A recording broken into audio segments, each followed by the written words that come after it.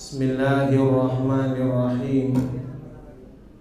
Assalamualaikum warahmatullahi wabarakatuh.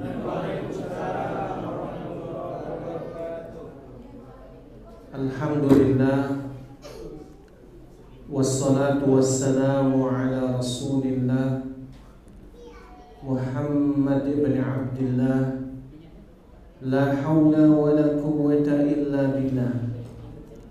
Ashhadu an la ilaha illallah wahdahu la syarika lah, wa ashhadu anna Muhammadan abduhu wa rasuluhu la nabiyya ba'dah. Amma ba'd. Ikhwani wa akhwati asadani wa arsadakumullah.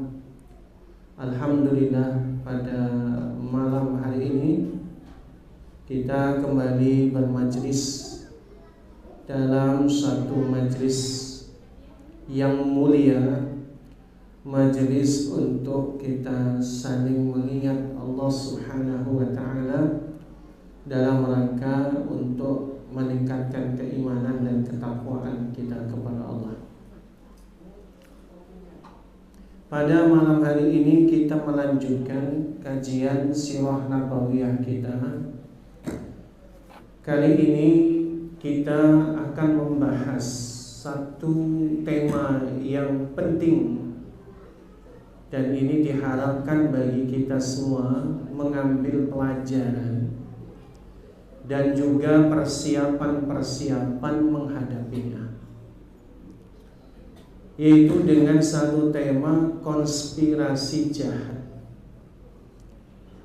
Kaum Quraisy yang ditujukan kepada Rasulullah dan para sahabatnya, yaitu kaum muslimin serta keluarga beliau. Bapak Ibu sekalian yang dirahmati Allah, telah kita bahas pada pertemuan yang sebelumnya. Masih ingat pertemuan sebelumnya, Pak? Masih. Bagaimana masuk Islamnya seorang Hamzah dan Umar memasuki era baru, sehingga era ini era yang konfrontatif, era yang memungkinkan adanya konstelasi, adanya bentrokan langsung antara al-haq dengan al-batil, antara mereka yang berada di atas jalan kebenaran kepada orang yang berada di jalan kebatilan. Kebenaran dan kebatilan pada waktunya itu akan konfrontatif, akan adanya perlawanan dan juga bentrokan. Dan memang itu sudah menjadi sunnatullah. Nabi dan para sahabat berada di pihak kebenaran, maka akan dilawan dengan pihak di atas kebatilan. Dan tidak ada henti-hentinya mereka berupaya menghalangi kebenaran. Bahkan orang-orang Quraisy semakin bertekad untuk membunuh Nabi SAW. Tapi kalau membunuh langsung masih belum bisa, karena dua hal. Yang pertama adalah perlindungan Abu Thalib dan Bani Hashim.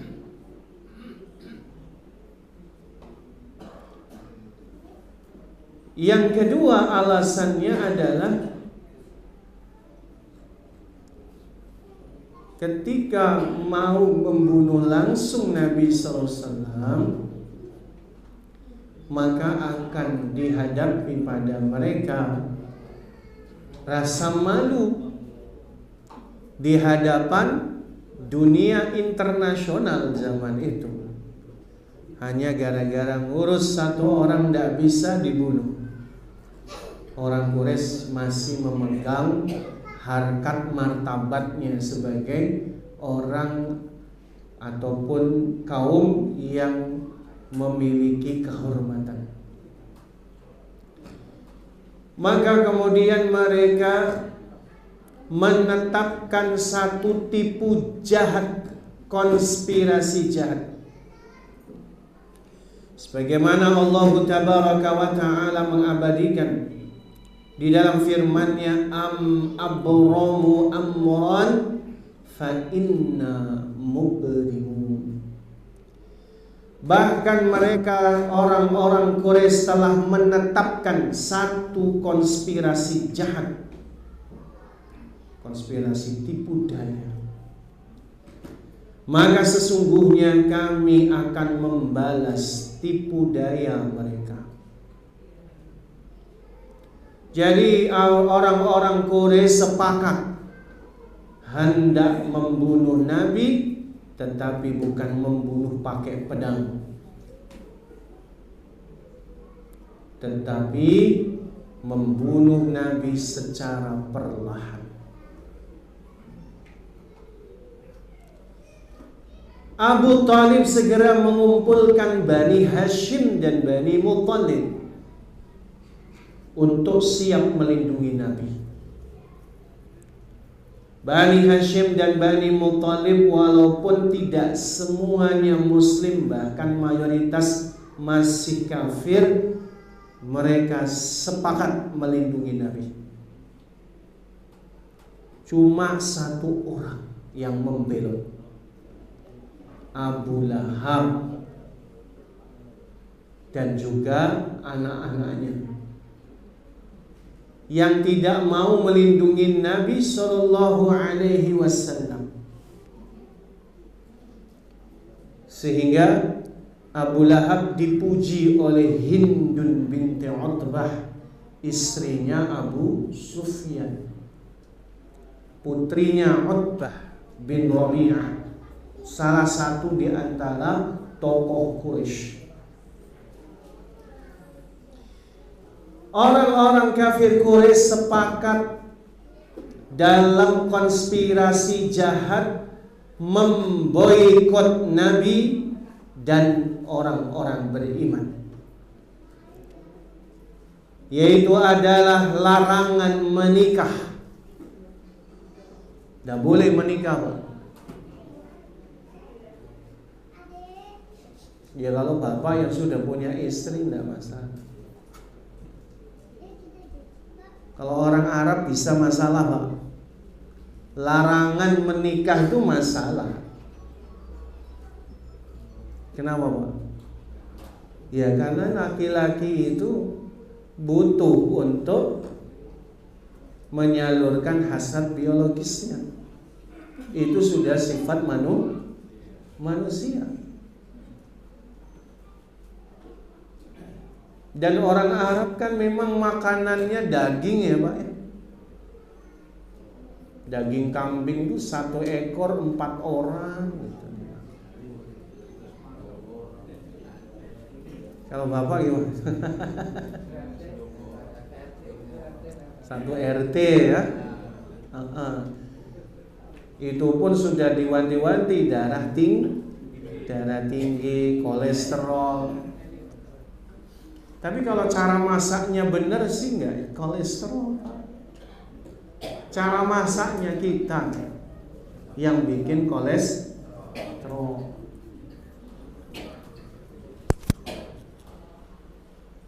Jadi bisa dibayangkan itu, memang orang Arab itu karena makanannya daging, ya hasratnya besar. Makanya zaman dulu sebelum Islam datang, biasa orang Arab istrinya 9, biasa.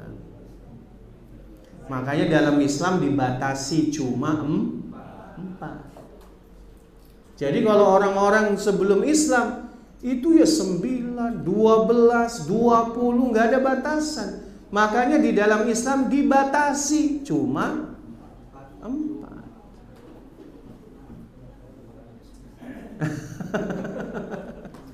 cuma 4.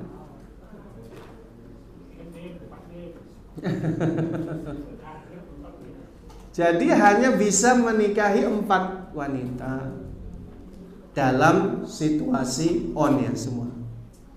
Ya kalau sahabat-sahabat itu luar biasa. Ali itu istrinya 12. Pernah menikah dengan 12. Tapi yang on 4, nggak boleh lebih. Gimana Pak? Dibatasi, nggak boleh. Nah kenapa? Karena orang Arab beda Pak.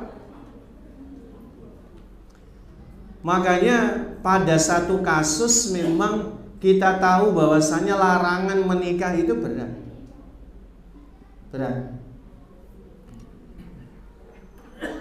Kemudian larangan jual beli.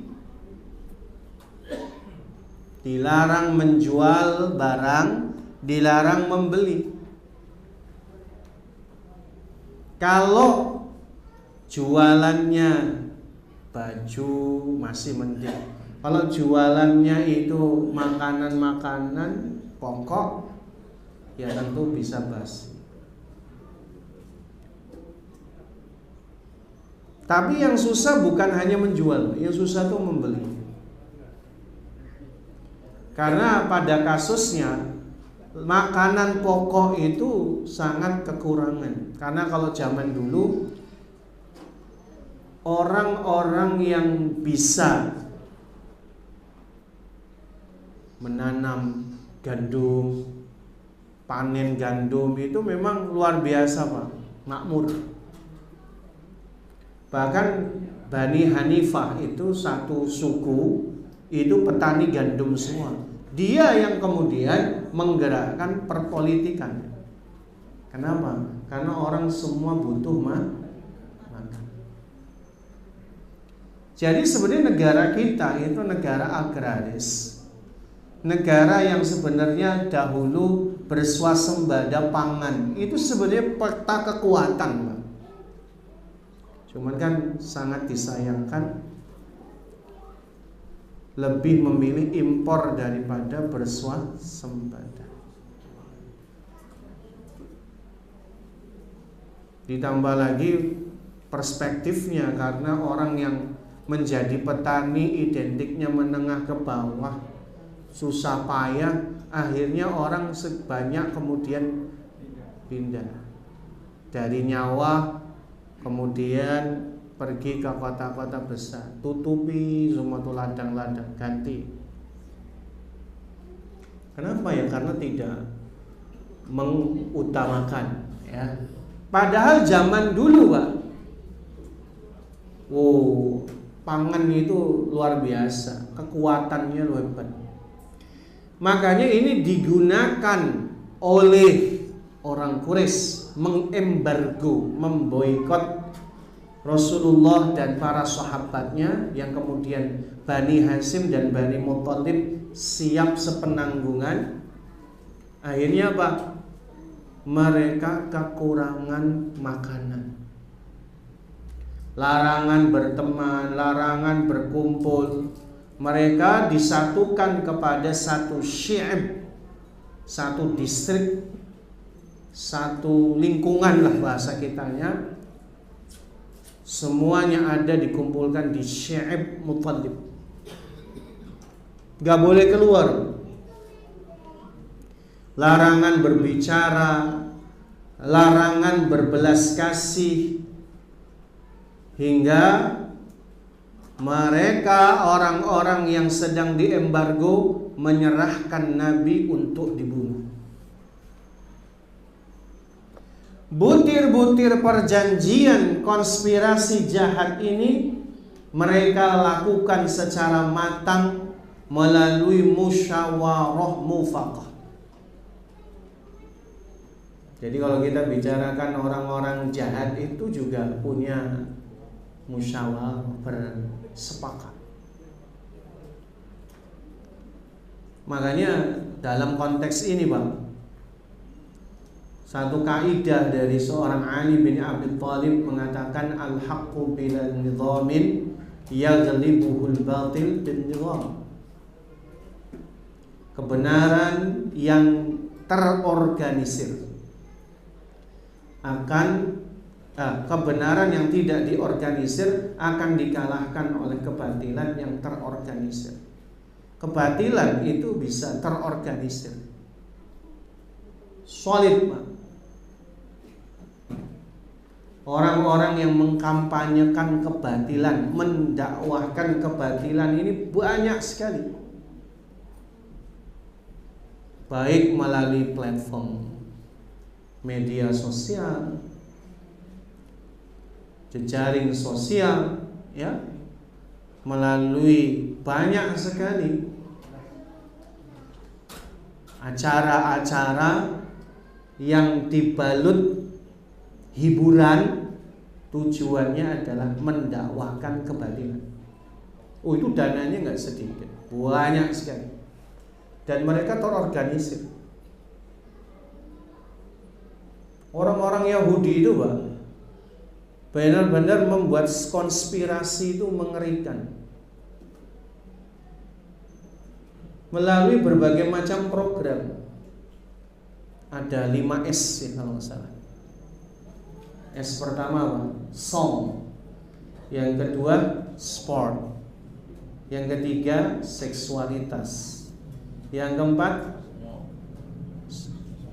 smoke.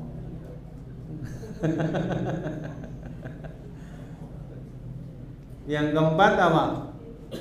Shopping. Nah, makanya jangan salah, banyak tuh aplikasi atau platform shopping dengan segala aneka ragaman bonus yang biasanya membuat ibu-ibu kalap. Kenapa? Gratis loh, itu sangat jangan kita kira gimana nyari untungnya. Memang mereka didanai kok.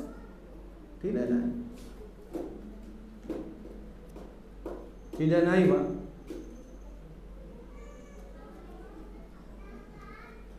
Ya, makanya kalau kita bicarakan itu program propaganda.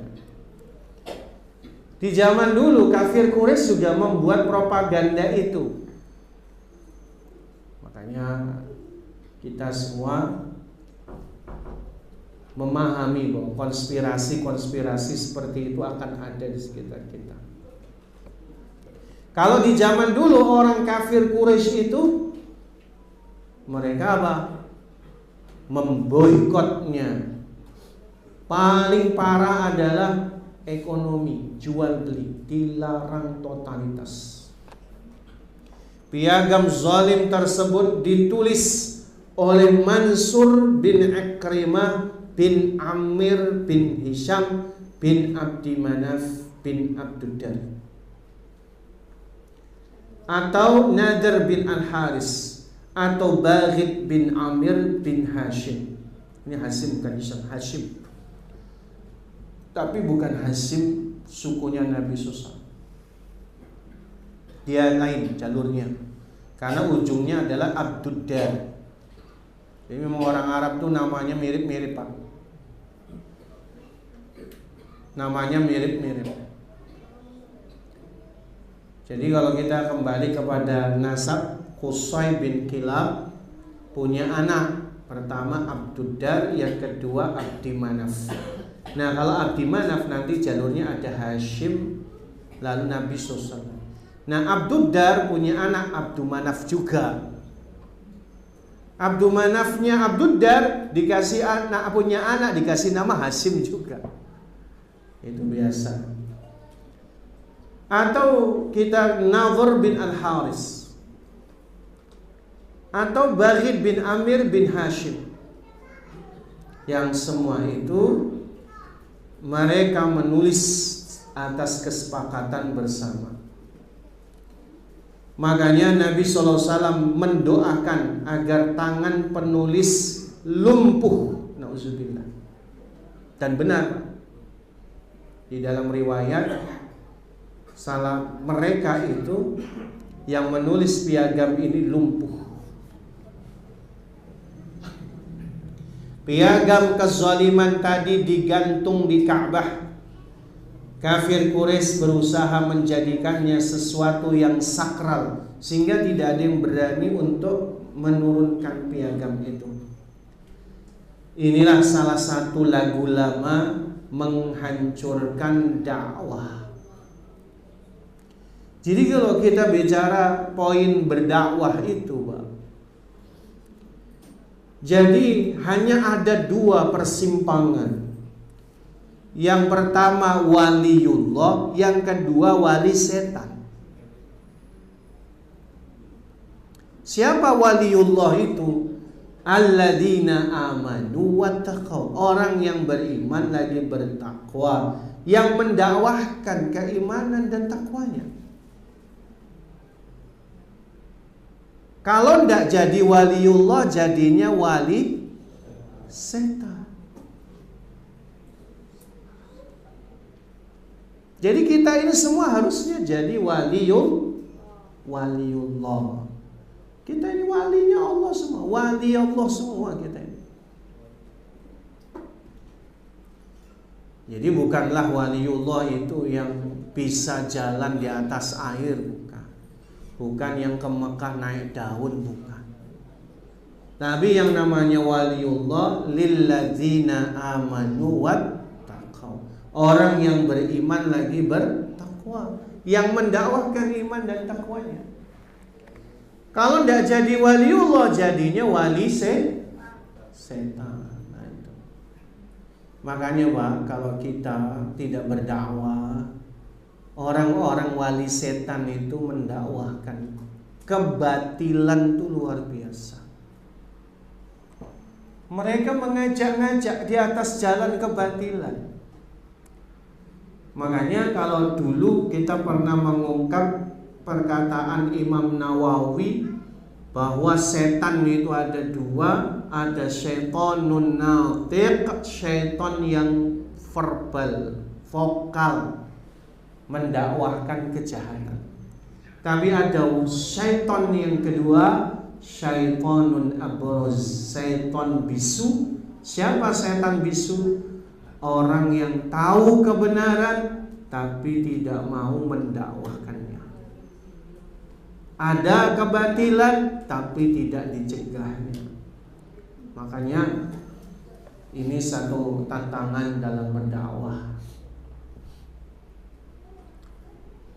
Harganya kalaupun boleh dinaikkan. Ada satu musim haji sebelum mereka memasuki Mekah, para jamaah haji itu biasanya membawa dagangan, Pak. Sebenarnya di dalam surat Al-Baqarah sendiri diungkapkan, boleh kita beribadah haji sambil jualan. Hanya saja nanti di tanggal 8, 9, 10 ini larangan berjualan. Ada, karena harus fokus ibadah. Tapi sebelum tanggal 8 Hijriah, 8 Zulhijjah, itu boleh jualan. Maka banyak orang beribadah haji itu bawa barang dagangan. Boleh, Pak. Makanya kalau Bapak misalnya pergi haji, kemudian bikin rendang kering itu satu karung gitu, jualan di sana. Orang Indonesia bawa rokok, jualan rokok. Ya, banyak itu.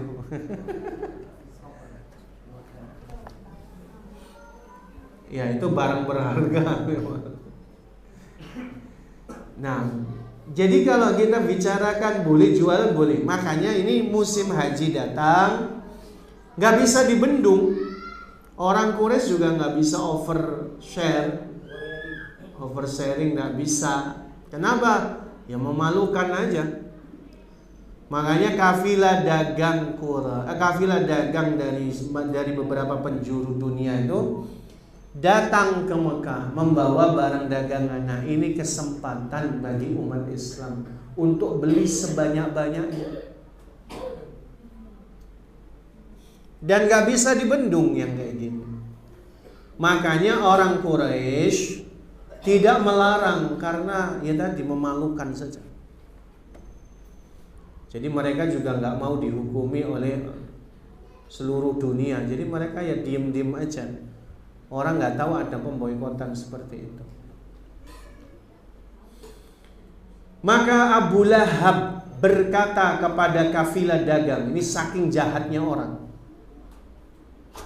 Orang jahat itu, orang berbuat jahat. Tapi orang yang lebih jahat lagi, itu orang yang mempelopori kejahatan, orang yang betul-betul sangat gigih untuk melawan kebenaran dengan segala pengorbanan. Abu Lahab ini Bani Hashim. Yang kelaparan itu ya Bani Hashim juga. Maka jahat, sangat jahat. Dia katakan, ya ma'sarat tujar ghalu ala ashabi Muhammad hatta la yudriku ma'akum syi'a. Wahai para pedagang, naikkan hargamu kepada sahabat Muhammad sehingga mereka tidak bisa membeli apapun. Boleh, gak dilarang, cuma pengen menguras harta.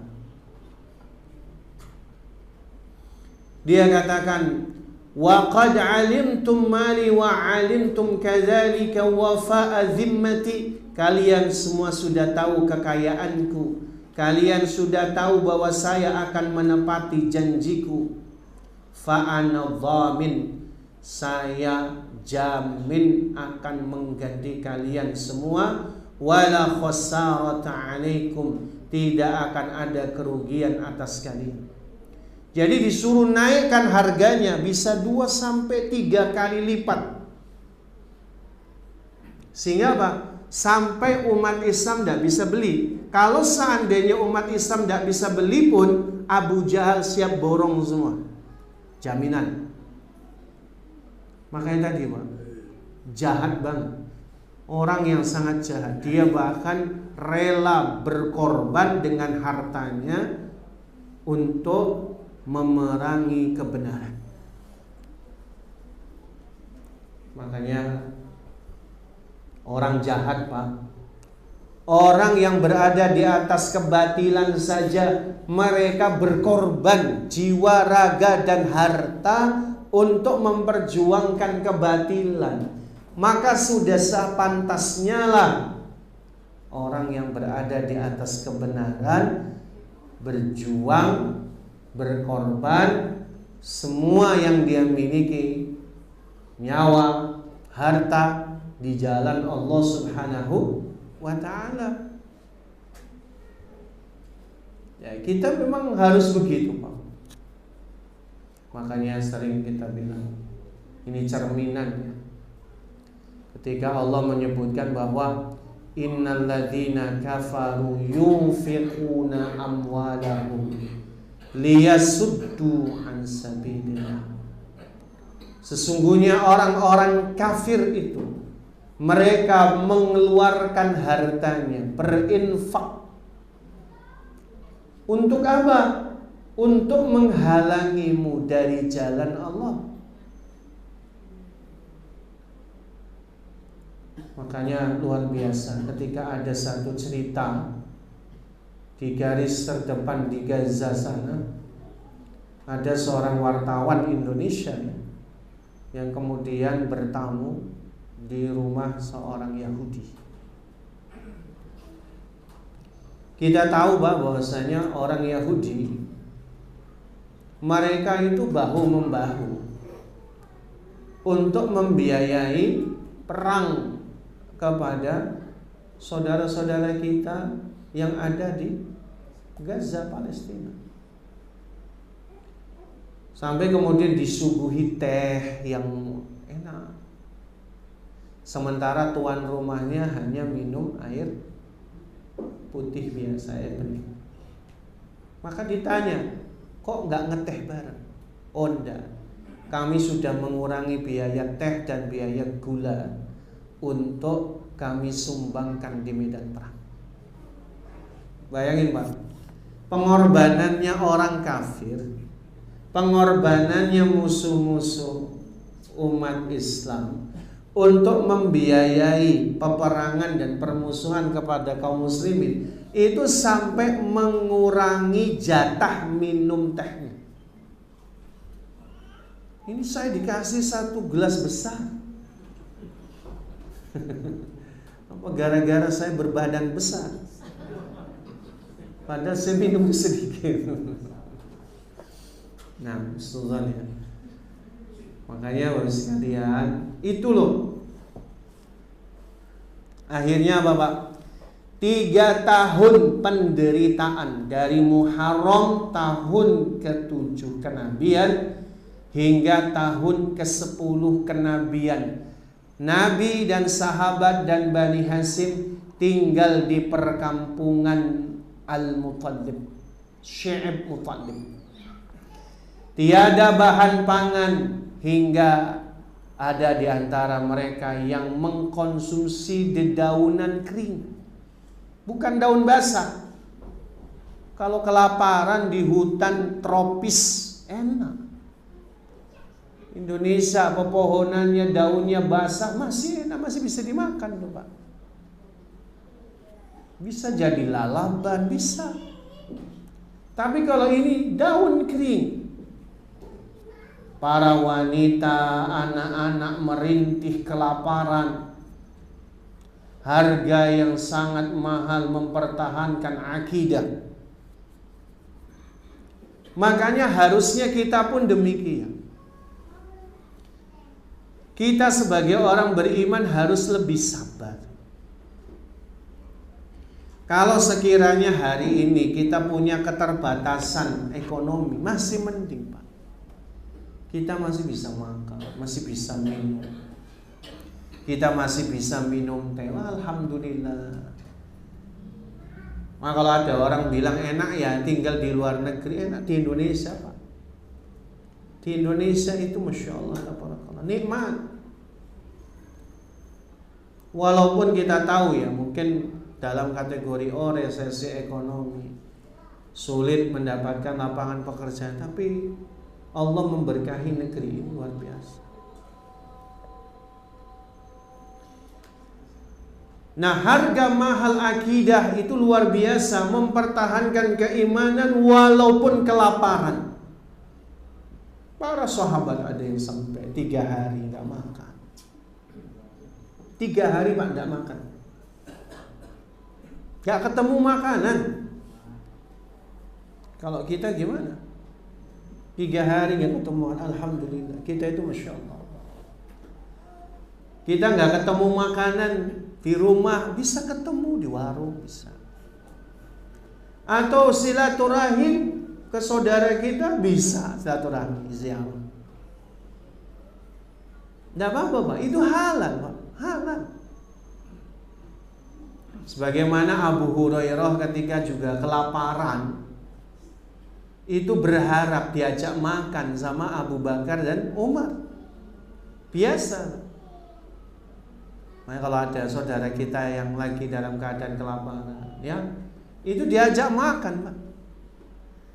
Abu Hurairah itu dia berdiam duduk di depan pintu Masjid Nabawi sambil megang perut. Tujuannya apa, Pak? Supaya diajak makan. Jadi kalau ada ikhwan kita di masjid megang perut, ajaklah makan. Oh, lagi sakit perut, malah kenyang ya.